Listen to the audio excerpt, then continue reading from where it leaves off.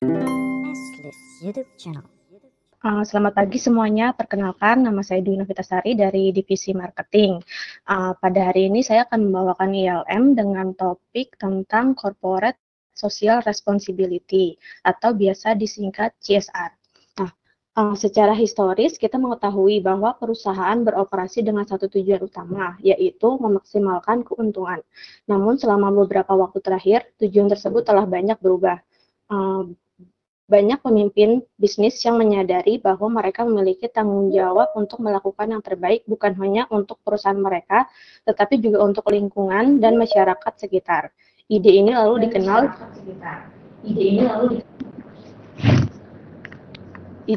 dikenal sebagai tanggung jawab sosial perusahaan atau CSR.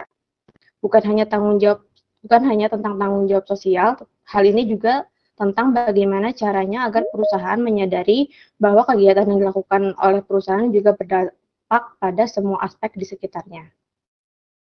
Lalu apa yang dimaksud dengan corporate social responsibility? Corporate social responsibility adalah konsep di mana perusahaan tidak hanya berfokus pada keuntungan ekonomi, tetapi juga mempertimbangkan dampak sosial dan lingkungan dari kegiatan mereka. Praktik ini dilakukan oleh perusahaan dalam rangka melaksanakan bisnis secara bertanggung jawab. Karena suatu perusahaan diharapkan tidak hanya berorientasi terhadap profit atau keuntungan saja, tetapi juga melibatkan tanggung jawab perusahaan terhadap masyarakat, lingkungan, dan juga pemangku kepentingan lainnya. Salah satu hal yang dapat dilakukan oleh perusahaan untuk memenuhi tanggung jawab tersebut ialah mengadakan berbagai kegiatan atau program yang memiliki manfaat. Hal ini bertujuan untuk meningkatkan kesadaran perusahaan akan dampak-dampak yang mungkin mereka timbulkan pada seluruh aspek, seperti aspek kemasyarakatan, mulai dari ekonomi, sosial, dan lingkungan. Lalu selanjutnya ada yang disebut dengan triple bottom line. CSR ini biasanya dipandu oleh konsep ini. Nah, konsep ini diperkenalkan oleh John Elkington yang menekankan bahwa keberhasilan suatu perusahaan tidak hanya diukur berdasarkan kinerja keuangan atau profit, tetapi juga dampaknya terhadap lingkungan atau planet dan juga masyarakat atau people. Nah, konsep triple bottom line ini sering disebut juga sebagai 3P atau people, planet, dan profit. Nah, lalu apa sih masing-masing dari 3P itu? Untuk yang people atau manusia, ini mengacu pada dampak sosial perusahaan, termasuk bagaimana perusahaan mempengaruhi pekerjanya maupun masyarakat secara umum. Ini mencangkup hal-hal seperti kondisi kerja, hak asasi manusia, ataupun kontribusi sosial perusahaan. Lalu yang kedua ada planet atau lingkungan. Untuk yang ini berfokus pada dampak lingkungan dari adanya operasional perusahaan. Perusahaan diharapkan untuk beroperasi secara berkelanjutan, mengurangi limbah, menggunakan sumber daya secara efisien, dan juga melindungi lingkungan. Lalu yang ketiga ada profit atau keuntungan. Untuk yang konsep ini, dimensinya mencakup bagaimana perusahaan menghasilkan keuntungan ekonomi yang berkelanjutan. Perusahaan harus beroperasi secara efisien dan menguntungkan untuk tetap berkelanjutan, tetapi tetap menekankan bahwa pada konsep triple bottom line ini, keuntungan tidak boleh diperoleh dengan mengorbankan dua aspek lainnya, yaitu masyarakat dan lingkungan. Selanjutnya ada beberapa manfaat CSR bagi perusahaan. Yang pertama itu antara lain reputasi perusahaan.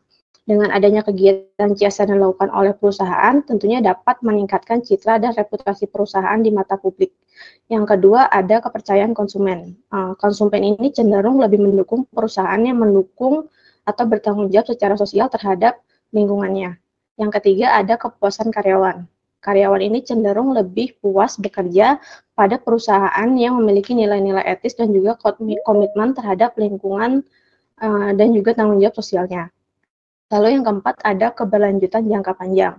Dengan mempertimbangkan dampak sosial dan lingkungan, perusahaan tentunya dapat mencapai keberlanjutan bisnis yang lebih baik dalam jangka panjang. Selanjutnya, apa aja sih contoh-contoh kegiatan CSR? Tentunya ini ada banyak, tapi beberapa contohnya itu antara lain adalah pengelolaan limbah atau penanaman pohon pada daerah yang terdampak. Ini termasuk contoh kegiatan CSR di bidang lingkungan. Lalu ada juga program donor darah atau pengobatan gratis bagi masyarakat. Ini contoh kegiatan CSR pada bidang kesehatan. Lalu pada bidang pendidikan bisa seperti pelatihan keterampilan ataupun program beasiswa bagi masyarakat.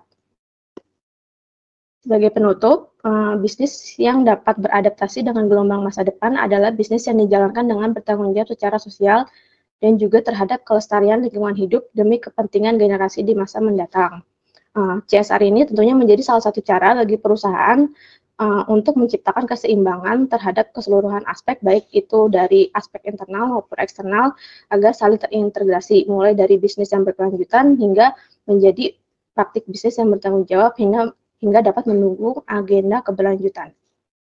Oke, sekian materi saya dari saya hari ini. Terima kasih. Ya, terima kasih Mbak untuk presentasinya. Kalau menurut saya, ya ini presentasinya membuka wawasan kita banget ya untuk apa itu CSR dan keberlangsungan ekosistem perusahaan itu bagaimana gitu kan. Karena kan kita nggak cuman membangun bisnis doang gitu ya, berbisnis doang, tapi juga harus memperhatikan lingkungan dan masyarakatnya di sekitar kita supaya tidak terlalu mengeksploitasi banget ya gitu. Dan ujung-ujungnya juga yang dirugikan itu kan masyarakat sekitar juga gitu. Kalau misalkan kita hanya mementingkan profit perusahaan doang gitu kan, kepentingan perusahaannya sendiri gitu sih menurut saya. Ya, halo. Sebelumnya makasih ya Kak Dwi atas materinya, cukup menarik ya. Aku jadi tahu lebih mengenai CSR.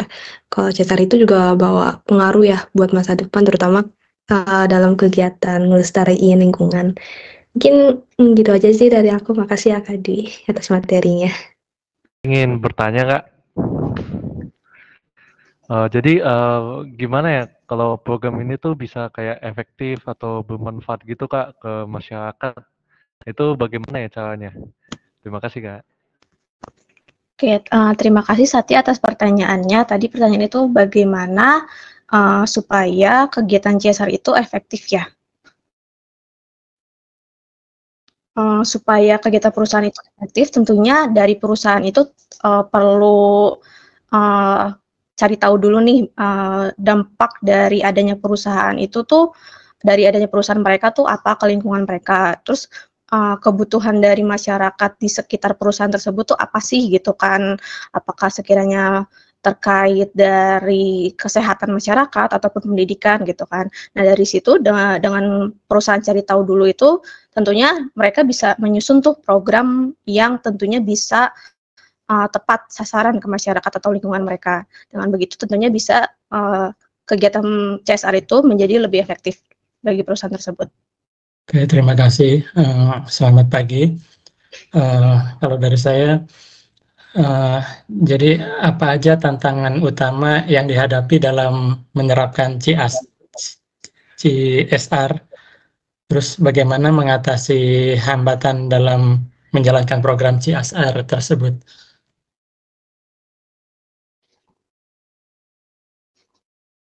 Oke, terima kasih.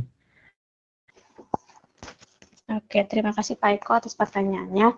Untuk tantangannya sendiri mungkin ada beberapa, tapi yang bisa saya sharing mungkin salah satu ada, jadi adanya itu skeptisme dari masyarakat gitu kan. Jadi mungkin ketika perusahaan melakukan kegiatan CSR itu ada beberapa masyarakat yang mungkin skeptis kayak, oh perusahaan ini melakukan CSR cuma demi dapat apa sih citra yang baik gitu kan. Jadi salah satu hambatannya itu sih gimana kita melakukan kegiatan CSR itu sebenarnya untuk mereka, tapi kadang ada beberapa dari mereka itu yang skeptis terhadap kegiatan yang kita lakukan tersebut, gitu Pak. Oke, tadi kemudian yang keduanya mengenai untuk mengatasi hambatan tersebut. Oke, mungkin untuk mengatasi hambatan tersebut balik lagi ke bagaimana tadi caranya supaya efisien ya. Jadi kayak kita lebih berusaha untuk mengenal dulu gitu kan, yang masyarakat perlukan tuh apa sih gitu kan. Kayak kita berusaha untuk kasih tahu nih kayak kita tuh melakukan kegiatan itu juga untuk mereka gitu, kepedulian dari rasa tanggung jawab kita terhadap kebutuhan mereka gitu kan, bukan cuma untuk kepentingan dari perusahaan itu sendiri tersebut gitu Pak. Oke, terima kasih Mbak Dwi. Ya, sama-sama Pak Eko. Ya, thank you Novita Novitasari ya, namanya kayak istri saya. Oke, Mbak Novitasari, mungkin saya mau sedikit tanya ya. Kalau tadi mungkin teman-teman ada yang tanya dampaknya terhadap lingkungan, terhadap masyarakat gitu ya. Kalau dari saya sebetulnya lebih ke arah mau tanya dampak terhadap apa ya? Terhadap individu yang ada di company itu sendiri atau orang-orang atau employee yang terlibat di dalam CSR itu, kira-kira apa manfaat atau dampaknya ya? Oke. Kalau untuk dampak ke individual di dalam perusahaan atau karyawan sendiri itu sebenarnya tentunya ada gitu kan. Karena sebenarnya CSR ini bukan cuma tentang gimana perusahaan tanggung jawab ke masyarakat luar atau sekitarnya, tetapi juga bagaimana perusahaan itu juga peduli atau bertanggung jawab terhadap orang-orang di internal mereka atau karyawan mereka gitu kan. Tentunya itu bisa bentuknya berbagai macam gitu kan. Gimana kayak tentang perusahaan ngasih berbagai tunjangan kepada karyawannya, itu tuh termasuk salah satu dari kegiatan CSR gitu kan maksudnya. Jadi bukan cuma ke masyarakat luar, tapi tentang kepedulian dari perusahaan itu terhadap masyarakat terhadap karyawan di dalamnya tentunya gitu.